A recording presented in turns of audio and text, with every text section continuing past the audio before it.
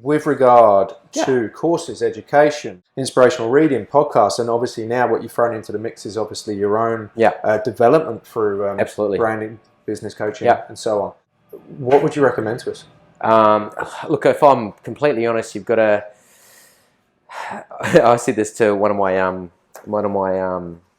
clients that I work with on business at the moment. I said, look, tell me about like what you do to entertain yourself. They said, oh, YouTube. I go, cool, sweet. So if I was to ask YouTube what you love, could it tell me?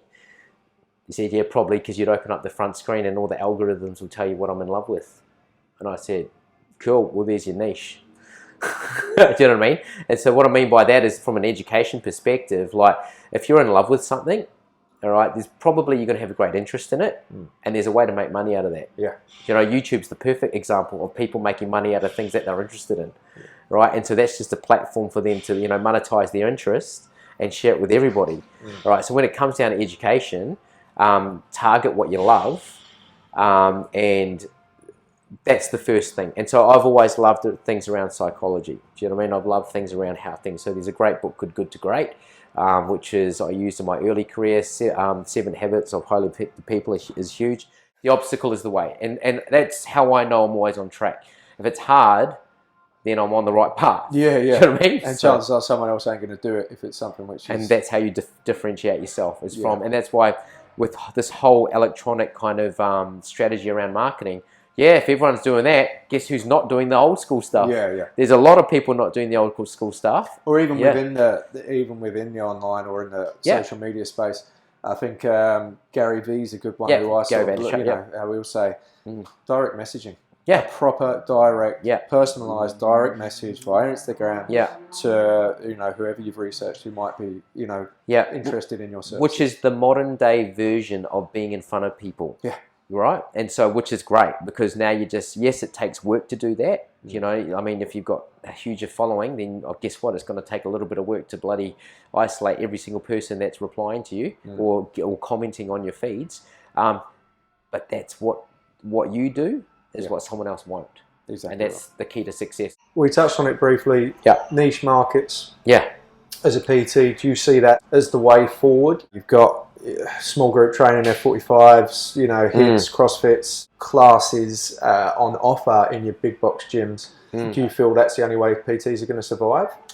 PTs will survive based on how early they adopt and understand their niche.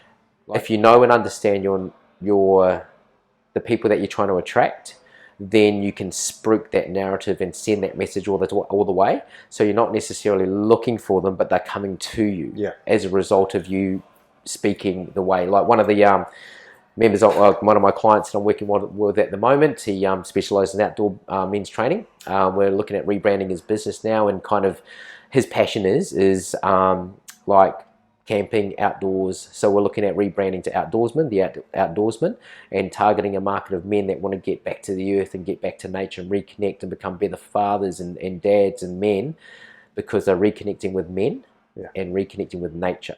For him, that really strikes, you know, deep, because that's exactly what he was looking for as a man and as a father, is to be able to teach some basic skills and learn skills and take men on that journey as well.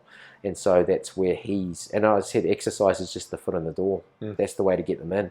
And then from there, you talk about where you're going with that. But now he's gone from being an outdoor specialist for men that are dads over 40, that's his niche. So he'd already niched down, and now he's retargeting again to go even tighter, which men that are interested in being good role models. And, you know, so it's all about, like, you've got to be able to know that, because the market is already fragmented. Okay, and there's a piece of the pie for everybody, but it's fragmented to the big box kind of space. So you know all your big stuff, and then it comes down to your middle ground. So here at Perform 360, we specialize in small group training. So we're really the best in industry at doing 1 to 6. So 1 coach to 6 players. We're specialists at that. And then you've got, you know, down from that, which is your PT, which is, again, you have to, you know, differentiate yourself from your own market and your own competitors by having your narrative and your message, which comes back to your why. So niche is all connected to your why and your purpose, and the sooner you can align yourself with what that looks like, the longer the game you can play. Yeah. Yeah. Future predictions for the industry, for the PT industry specifically. Yeah.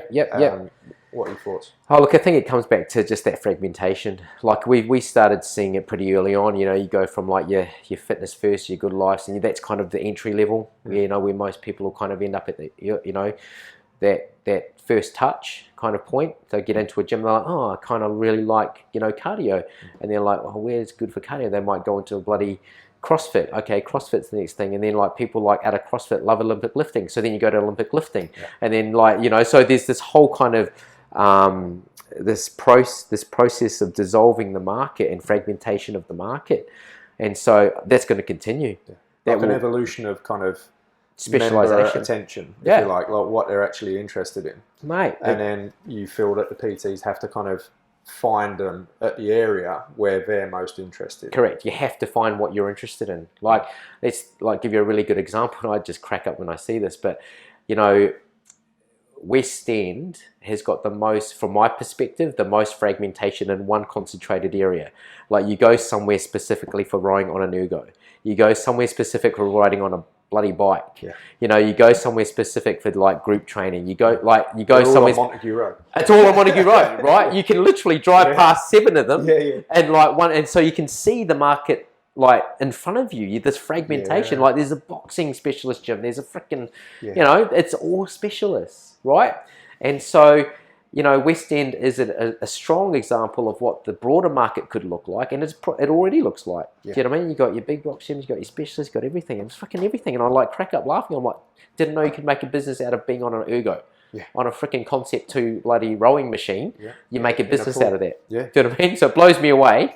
But they're running a business, and they're specialists at it, and they speak to the people that want to get better at that. And people will come from distance for it. And people will come to it, correct. And so this is what I'm saying about like PTs, is that you have to have your way forward, and you've got to try to start figuring this piece of the puzzle out. If you haven't done it yet, then find it. You know what I mean? Find a way to do it, and spend time investing into that.